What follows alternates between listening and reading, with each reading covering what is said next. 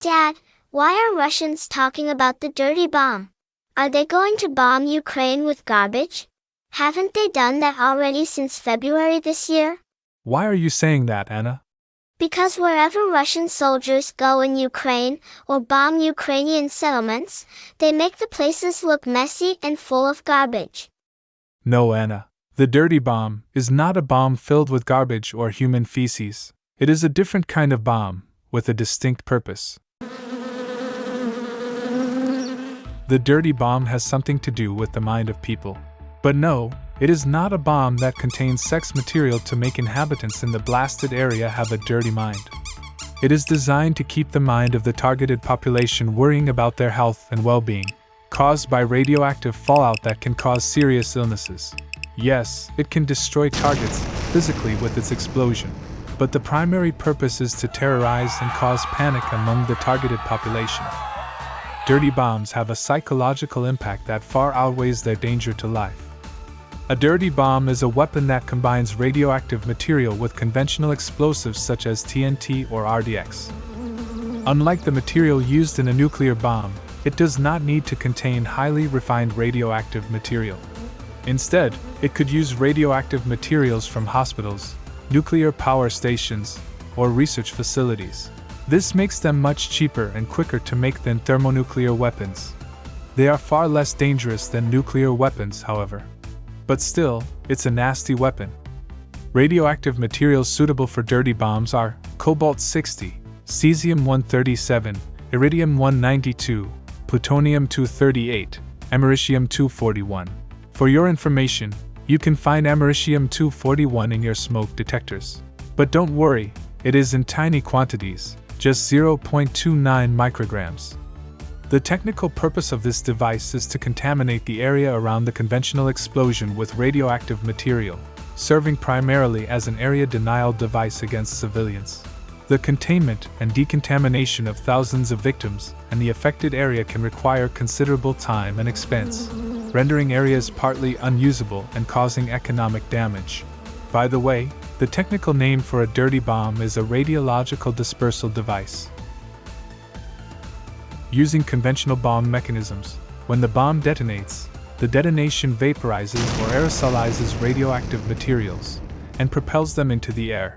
The dirty bomb renders the targeted area uninhabitable by hurling radioactive dust and smoke into the atmosphere. Dirty bombs are relatively primitive and imprecise weapons. The operators cannot control the scope of affected areas, since it depends on various factors, including the size of the explosive, the amount and type of radioactive material used, the means for dispersal, weather, and other environmental factors. The radioactive fallout can be outside the intended area. Dirty bombs are not for battlefield use, but are being deployed more obviously in urban areas. However, as weapons, dirty bombs are very unreliable. For the radioactive material in a dirty bomb to be scattered across its target zone, it has to be reduced to powder form. But if the particles are too fine or released into strong winds, they would scatter too widely to do much harm.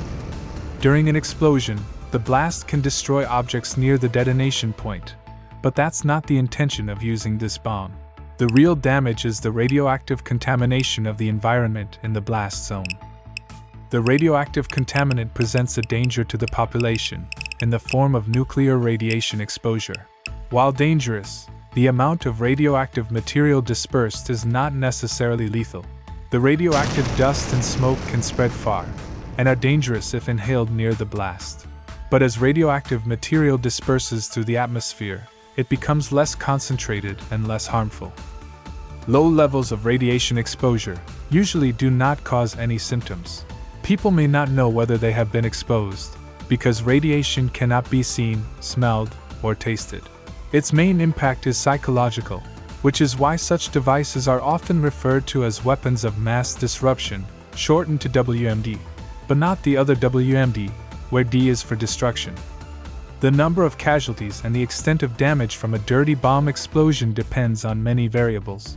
A key factor is the amount and type of conventional explosives used, which determine the magnitude of the detonation.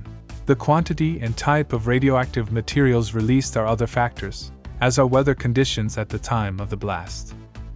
A potentially wide area could be contaminated.